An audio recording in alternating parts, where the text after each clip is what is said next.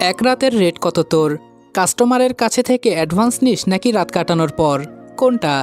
আচমকা এমন কুৎসিত প্রশ্নে মেঘলা অবাক হয়ে আকাশের দিকে তাকালো। মেঘলা এতক্ষণ তার নতুন বিএফের সাথে রেস্টুরেন্টে বসে কথা বলছিল। তখনই সেখানে আকাশের এন্ট্রি হয়েছে। আকাশকে দেখে মেঘলার বুক ধুকপুক করছে, কারণ সে জানে তার সাথে খারাপ কিছু ঘটতে চলেছে। ভয়ে ভয়ে সে উঠে দাঁড়ালো। ভয়ে মেঘলার গলা শুকিয়ে গেছে। আকাশকে দেখতে অনেকটা আহত হিংস্র বাঘের মতো লাগছে। চোখ দুটি অসম্ভব লাল হয়ে আছে। শক্ত করে হাত মুষ্টিবদ্ধ করে আকাশ মেঘলার কাছে এসে বলল, না মানে রেটটা জানলে আমার কয়েকটা বন্ধুকেও রাতে পাঠাতাম তোর কাছে। তোর তো একজন দুইজনে হয় না, তাই না? আর তুই যেহেতু দেখতে ভালো তাই ওরাও মজা পাবে, আর তোর ইনকামটাও ভালো হবে। আকাশের কথা শুনে মেঘলার প্রায় কাঁদো কাঁদো অবস্থা হয়ে গেছে। সে মাথা নিচু করে দাঁড়িয়ে আছে। চোখ থেকে টুপটাপ পানি পড়ছে তার। মেঘলাকে কাঁদিয়ে এবার আকাশ মেঘলাকে ছেড়ে তার পাশে বসে থাকা ছেলেটার দিকে তাকিয়ে বলল, তা আপনি ওর কত নাম্বার কাস্টমার জানতে পারি? আসলে আপনাকে দেখে তো ভদ্রলোক মনে হচ্ছে, তা এত হোটেল থাকতে এখানে কেন? দেশে কি মেয়ের অভাব যে এটার পেছনেই পড়তে হলো? ছেলেটি অবাক হয়ে বলল, আপনি কে? আর ওকে এভাবে বলছেন কেন? ছেলেটি মেঘলাকে প্রশ্ন করল, কি ব্যাপার মেঘলা, তুমি কিছু বলছো না কেন? কে উনি? মেঘলার গলা শুকিয়ে গেছে, তার কথা জড়িয়ে যাচ্ছে, তাই সে আমতা আমতা করে বলল, উনি আমার। কথাটা শেষ হওয়ার আগেই আকাশ মেঘলার গালে ঠাস করে থাপ্পড় বসিয়ে দিল। তাল সামলাতে না পেরে মেঘলা মাটিতে পড়ে গেল। আকাশ থাপ্পড়টা এত জোরে মেরেছে যে মেঘলার ঠোঁট ফেটে ফিলকি দিয়ে রক্ত বের হচ্ছে। কিন্তু আকাশের সেদিকে লক্ষ্য নেই। সে গিয়ে মেঘলার চুলের মুঠি ধরে টেনে তুলে বলল, কি বলতে চেয়েছিলি? আমি তোর এক্স, তাই না?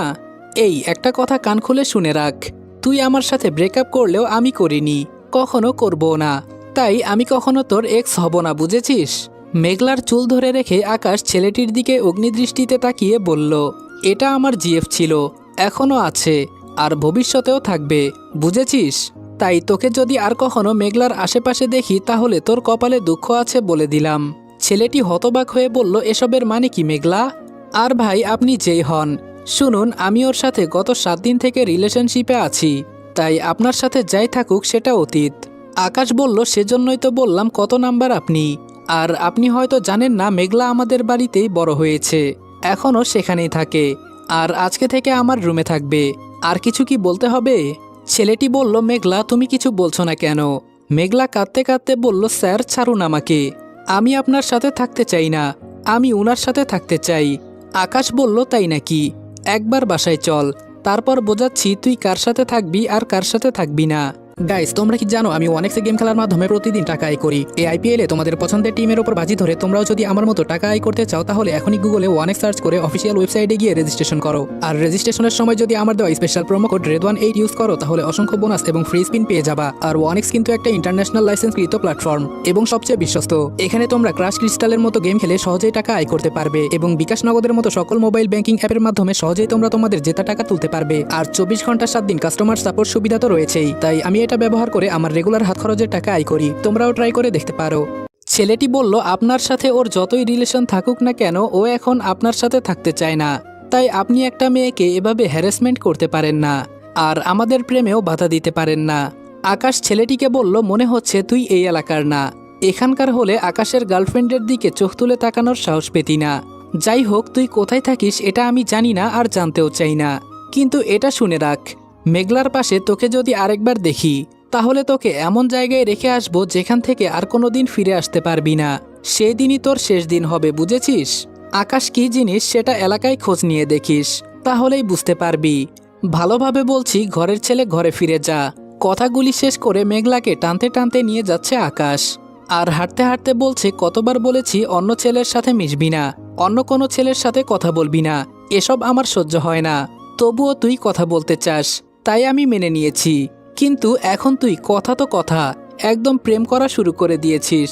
আর কত সহ্য করব আমি? আজকে এর সাথে তো কাল তার সাথে। এত ছেলের সাথে কিভাবে পারিস তুই? রাস্তা থেকে কুড়িয়ে এনে আমার বাবা মা তোকে এত বড় করে তুলেছে, আমি তোকে এত ভালোবেসেছি, আজকে সবকিছুই ভুলে গেছিস তুই?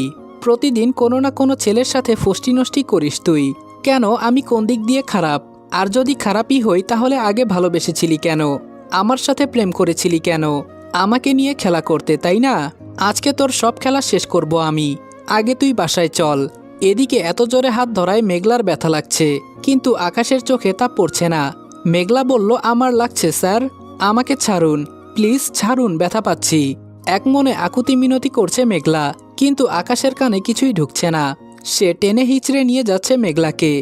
এক মনে আকুতি মিনতি করছে মেঘলা, কিন্তু আকাশের কানে কিছুই ঢুকছে না। সে টেনে হিচড়ে নিয়ে যাচ্ছে মেঘলাকে। চলুন দেখে নিই মেঘলা আকাশের কেমিস্ট্রিটা কি। মেঘলা যখন ছোট ছিল তখন তাকে কুড়িয়ে পেয়েছিল আকাশের বাবা। তারপর থেকে মেঘলা আকাশদের বাড়িতে থাকতো। আকাশরা দুই ভাই, কোনো বোন নেই, তাই আকাশের বাবা মেঘলাকে খুব আদর করতেন। তিনি আদর করে আকাশের নামের সাথে মিলিয়ে মেঘলা নামটা দিয়েছিলেন, কিন্তু আকাশের মা মেঘলাকে তেমন পছন্দ করতেন না। মেঘলা যত বড় হতে লাগলো আকাশের মার আপত্তি ততই বাড়তে থাকলো। তাই 10 বছর বয়সে আকাশের বাবা মেঘলাকে আকাশের দাদির কাছে গ্রামে রেখে এসেছিলেন। কিন্তু মেঘলা এবার মাধ্যমিক পাশ করেছে, তাই আকাশের বাবা তাকে আবার শহরে নিয়ে এসে আকাশের কলেজে ভর্তি করিয়ে দিয়েছেন। আকাশ মেঘলার চেয়ে অনেক সিনিয়র, সে অনার্স 3য় বর্ষের ছাত্র, আর মেঘলা ইন্টার ফার্স্ট ইয়ারে ভর্তি হয়েছে। এখন থেকে মেঘলা আকাশদের বাড়িতেই থাকবে। আকাশ মেঘলাকে ছোট থেকে চেনে। তাদের ছোটবেলায় আকাশ আর মেঘলার খুব মিল ছিল, কিন্তু মেঘলা এখান থেকে চলে যাওয়ায় আর দেখা হয়নি তাদের। আকাশের বাবা আজাদ সাহেব বললেন, রাবেয়া কোথায় গেলে, দেখে যাও কে এসেছে। আকাশের মা বলল, কে এসেছে। মিসেস রাবেয়া আসতেই মেঘলা গিয়ে সালাম করলো। রাবেয়া বেগম বেশ বিরক্ত হয়ে বললেন, ও মেঘলা, কিন্তু ও এখানে কি করছে। আজাদ সাহেব বললেন, আসলে মেঘলা খুব ভালো রেজাল্ট করে পাশ করেছে, তাই ভাবছি এখানেই ভালো কোনো কলেজে ভর্তি করে দিব। রাবেয়া বললেন, মানে কি, ও কি এখানেই থাকবে নাকি। আজাদ সাহেব বললেন, হ্যাঁ থাকবে। রাবেয়া বেগম বললেন, অসম্ভব, তুমি তো জানো আমার এসব প্যারা ভালো লাগে না, কখন কিভাবে ফাঁসিয়ে দিবে বলা যায় না, এসব মেয়েদের কোনো বিশ্বাস নেই। আজাদ সাহেব বললেন, চুপ করো রাবেয়া, কি সব যাতা বলছো।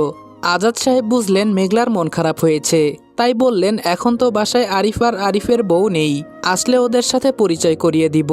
এখন যা মা, আকাশের সাথে দেখা করে আয়। ছোটবেলায় তোরা একসাথে কত খেলতি, অনেক দিন হয় দেখা হয়নি তোদের, যা দেখা করে আয়, আর কারো কথা কানে নিবি না। আমি যখন বলেছি তুই থাকবি তখন তুই এখানেই থাকবি। এই বলে আজাদ সাহেব মেঘলাকে উপরে পাঠিয়ে দিলেন।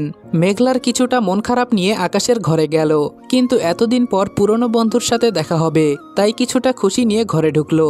কিন্তু ঘরে কাউকে না দেখে বেরিয়ে যেতে চাইল মেঘলা। তখনই পেছন থেকে একজন বলে উঠল, কে আপনি, আমার ঘরে কি করছেন। মেঘলা পেছনে ফিরে চমকে উঠল। ধবধবে ফর্সা একজন পুরুষ, হাইট পারফেক্ট, ছোট ছোট চুল, খোঁচা খোঁচা দাড়ি স্টাইল করে সাইজ করা, এক কানে দুল পরা। মেঘলা তার দিক থেকে চোখ ফেরাতে পারছে না। মনে মনে ভাবছে, এত সুন্দর ছেলেও হয়, একেই বোধহয় বলে ক্রাশ খাওয়া। আকাশ মেঘলার ধ্যান ভাঙিয়ে বলল, কিছু জিজ্ঞেস করেছি আপনাকে। মেঘলা বলল, আপনি আকাশ ভাইয়া তাই না। আকাশ বলল, প্রথমটুকু ঠিক ছিল, পরেরটা বলতে পারছি না, আপনি কে এটা আগে বলুন। মেঘলা বলল, আমি মেঘলা ভাইয়া, মনে নেই ছোটবেলায় আমরা কতটা ভালো বন্ধু ছিলাম। আকাশ সাথে সাথে একটা থাপ্পড় বসিয়ে দিয়ে বলল, আমি তোর ভাই কবে হলাম, আর তুই পারমিশন ছাড়া আমার ঘরে ঢুকেছিস কেন। মেঘলা পুরোই অবাক হয়ে গেল, এতদিন পর দেখা হলো আর উনি আমায় মারলেন। মেঘলা গালে হাত দিয়ে বলল, সরি ভাইয়া, আর আসবো না। এটা বলে যেই বাহিরে যেতে লাগলো তখনই আকাশ মেঘলার হাত ধরে ফেলল। মেঘলা বোকার মতো তাকিয়ে আছে। আকাশ বলল, আবার ভাই বললি কেন, মারবো নাকি আরো একটা থাপ্পড়। মেঘলা বলল, তাহলে কি ডাকবো। আকাশ বলল, আমাকে শুধু আকাশ বলে ডাকবি। মেঘলা বলল, আপনি তো আমার চেয়ে বড়। আকাশ রেগে গিয়ে বলল, তাহলে স্যার বলে ডাকবি। মেঘলা বলল, আচ্ছা। আকাশ বলল, তুই এখানে হঠাৎ কি মনে করে। মেঘলা বলল, কলেজে ভর্তি হতে এসেছি। আকাশ বলল, বাহ ভালো, আচ্ছা যা, এরপর থেকে হুটহাট আমার ঘরে আসবি না কেমন, আসার আগে আমার কাছে জিজ্ঞেস করবি। মেঘলা মাথা নেড়ে হ্যাঁ সূচক উত্তর দিয়ে বলল, আপনি অনেক বদলে গেছেন। আকাশ রাগী চোখে তাকাতেই মেঘলা ঘর থেকে বেরিয়ে গেল। আকাশ বলল, বাহ বেশ সুন্দরী হয়েছে তো দেখতে, কিন্তু ওর এই বাসায় আসাটা উচিত হয়নি। এভাবেই এই বাসায় দিন কাটছে মেঘলার। আকাশদের বাড়িতে একমাত্র আকাশের বাবাই মেঘলাকে আদর করে। আকাশের মা, আকাশের ভাবি, আকাশের ভাই কেউই তেমন পছন্দ করে না তাকে, কিন্তু বিনে পয়সায় যেহেতু কাজের মেয়ে পাওয়া যাচ্ছে তাই বাসায় রেখেছে। আর আকাশ তো মেঘলাকে প্রথম দিনেই থাপ্পড় মেরেছিল, শুধু ওকে ভাইয়া বলে ডেকেছিল এজন্য। আকাশ স্পষ্ট বলে দিয়েছে তাকে স্যার ডাকতে হবে। আকাশ এমনিতেও কিছুটা রকচটা, কারো সাথেই তেমন কথাবার্তা বলে না। আকাশ দেখতে অসম্ভব স্মার্ট, কলেজের অনেকের স্বপ্নের নায়ক সে, তাই একটু মুড নিয়ে থাকে। মেঘলার সাথে কেউ ঠিকমতো কথা পর্যন্ত বলে না, তারপরেও মেঘলা সবাইকে খুশি করার আপ্রাণ চেষ্টা করে, কিন্তু কোনো লাভ নেই। আরিফ আর আরিফের বউ তো মেঘলাকে সারাদিন কাজ করায়। আর আকাশ সেদিনের পর মেঘলার সাথে কোনো কথা বলেনি। তবুও আকাশকে মেঘলার ভালো লাগে। সে যখন সেজে গুজে বাহিরে যায়, মেঘলা একদৃষ্টিতে তাকিয়ে থাকে আকাশের দিকে। আকাশ আর আগের মতো নেই, সেটা মানতে নারাজ মেঘলা। তার মনে হয় আকাশ আগের মতোই আছে, যে কিনা মেঘলাকে সব সময় আগলে রাখতো। আজকে মেঘলার কলেজের প্রথম দিন, তাই আকাশের বাবা আকাশকে বললেন, তুমি যেহেতু এই কলেজে পড়ো, তাই আমি চাই তুমি মেঘলাকে কলেজে নিয়ে যাও আর কলেজটা ভালো করে চিনিয়ে দাও। আকাশ রেগে গিয়ে বলল, কি বলছো এসব? আমি কেন এই মেয়েকে নিয়ে কলেজে যাব? তাও এমন গাইয়া একটা মেয়ে, কিভাবে সম্ভব? আমি পারবো না বাবা। আর শহরে কি কলেজের অভাব পড়েছিল যে ওকে আমার কলেজে ভর্তি করতে হলো? ওকে আমি চিনি, এটা কেউ জানলে আমার মান সম্মান থাকবে না বাবা। আকাশের বাবা বলল, চুপ করো, মানুষকে সম্মান দিতে শিখো আকাশ। ভুলে যেও না ও একজন ব্রিলিয়ান্ট স্টুডেন্ট। আমি যা বললাম তাই করবা। এবার তিনি মেঘলাকে বলল, যা মা, তুই রেডি হয়ে আয়।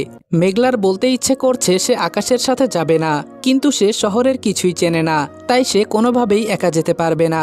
আর আজাদ সাহেবের মুখের উপর কথাও বলতে পারবে না, তাই সে রেডি হতে গেল। মেঘলা নীল জামা পরেছে, সাথে এক হাতে কয়েকটা নীল চুড়ি, এক হাতে ঘড়ি, কানে ম্যাচিং ঝুমকা, ঘন চুলগুলি খুলে দিয়েছে, চোখে গাঢ় কাজল টেনে ঠোঁটে হালকা লিপস্টিক পরেছে। মেঘলাকে দেখতে নীলপরী নীলাঞ্জনার মতো লাগছে, যার মাঝে অনায়াসে ডুব দেওয়া যায়। আকাশের সেদিকে তাকানোর সময় নেই, ফোন টিপতে টিপতে বলল, চল। মেঘলাও পিছু পিছু গেল। বাইকের পেছনে বসেছে মেঘলা। সে আকাশের চেয়ে বেশ দূরত্ব বজায় রেখেই বসেছে। হঠাৎ আকাশ বাইক থামিয়ে বলল, নাম। মেঘলা অবাক হয়ে বলল, এত তাড়াতাড়ি চলে এসেছি? আকাশ বলল, না, কিছু কাজ আছে তাই নামতে বলেছি। মেঘলা কথা না বাড়িয়ে নেমে দাঁড়ালো। আকাশ রাস্তার পাশের ট্যাপ কল দেখিয়ে বলল, যা ফ্রেশ হয়ে আয়। মেঘলা বলল, মানে? আকাশ বলল, মানে হলো এমন সং সেজে থাকলে আমি তোকে নিয়ে যাব না। এরপরে তোর ইচ্ছা, এসব মুছে ফেলবি নাকি আমি চলে যাব? মেঘলা বুঝতে পারলো কথা বললে এখানে রেখেই চলে যাবে, তাই মুখ ধুয়ে কাজল আর লিপস্টিক মুছে নিল। তারপর আকাশ আবার বলল, চুল বাঁধ, হাতের চুড়িগুলো খুলে ফেল, সাথে কানের দুলটাও। মেঘলা অবাক হয়ে বলল, কেন? আকাশ বলল, কলেজে যাচ্ছিস, কোনো সিনেমা করতে নয়। মেঘলা সব খুলে ফেলল, সাথে কোনো ব্যাগ না থাকায় রাস্তাতেই ওগুলো ফেলে দিতে বাধ্য হলো। এরপরে যখন বাইকে উঠবে তখন আকাশ কিছু টাকা এগিয়ে দিয়ে বলল, ওই যে দেখছিস স্টপেজ, একটু পরেই বাস আসবে, কন্ট্রাক্টরকে বলবি কলেজের সামনে নামিয়ে দিতে, তাহলেই নামিয়ে দিবে। মেঘলাকে কিছু বলার সুযোগ না দিয়ে টাকাগুলো ওর হাতে দিয়ে আকাশ বাইক স্টার্ট করলো। দেখতে দেখতে চোখের পলকেই আকাশ চলে গেল। মেঘলা শহরে একেবারে নতুন, কিছুই চেনে না, আর একা একা বাসেও ওঠেনি কখনো, তাই তার ভয় করছে। কিন্তু অসহায়ের মতো তাকিয়ে থাকা ছাড়া আপাতত আর কিছু করার নেই তার।